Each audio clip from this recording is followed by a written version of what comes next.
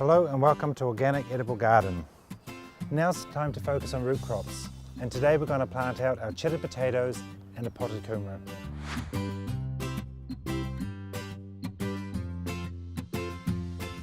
People ask, why bother growing potatoes when you can buy them so cheaply in the shop?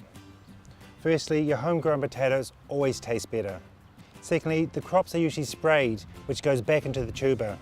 And even when they're harvested, they're covered with an anti-sprouting powder so they don't sprout in the bag. None of these things are particularly good for you. Here's one of the Jersey bennies that we chitted earlier. It's got quite a few eyes on it and some roots coming out the bottom. A lot of gardening books explain that you can chop them up into pieces and plant them separately. But in the more humid, warm climates, it's often best to plant the whole lot in the ground, and this will stop them rotting. When preparing your garden bed for growing potatoes, there's a few important things to remember. Firstly, having good organic matter in your soil. This provides good drainage and will keep your soil moist. Secondly, never lime your soil before you plant your potatoes. They're like an acid soil, and liming it can cause a problem for potatoes called scab. Thirdly, stay away from high nitrogen fertilizers. This will cause excessive leaf growth at the expense of the tubers. Using a fertilizer that's high in potassium and phosphorus is best for your potatoes. We're going to start off by making trenches. In a bed this size, I can do 2 trenches between 20 and 30 centimeters deep.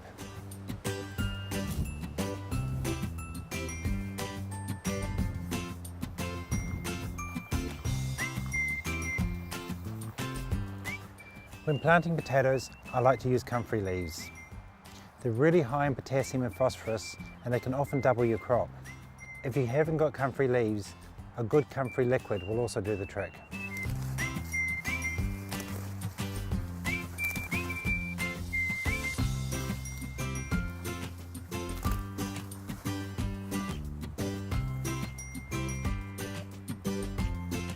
I chop the stalks of the comfrey off to prevent any chance of them rooting in the soil.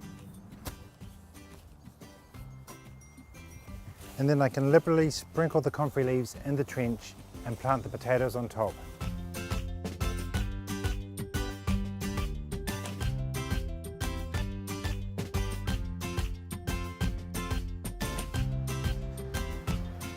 Next we can plant the potatoes.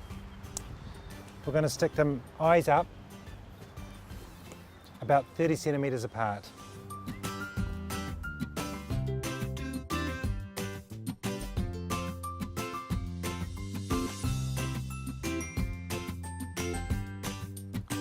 Next, we're going to put some fertilizer in.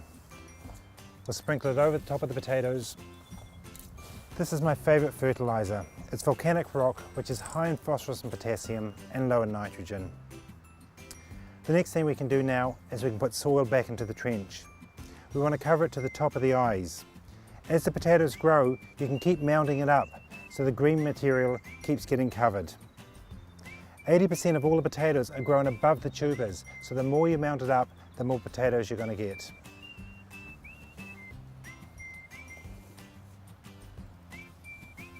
Because our soil's quite wet, I'm not going to bother watering, but I would if it was dry.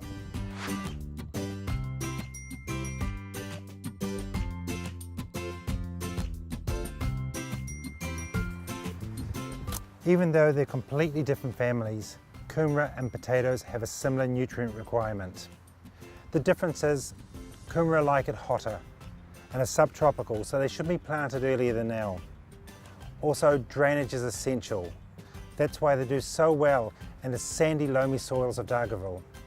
And unlike potatoes, kumaras don't need to be trenched.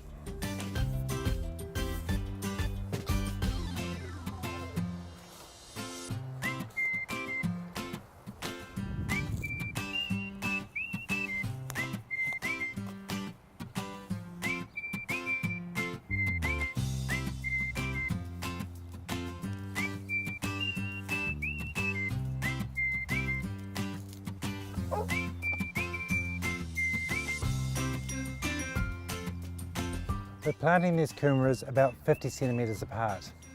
We're doing this because they will spread over the whole garden bed. As they do spread, it's good to chop them back so all the energy doesn't go into the leaves. This way you'll get more tubers.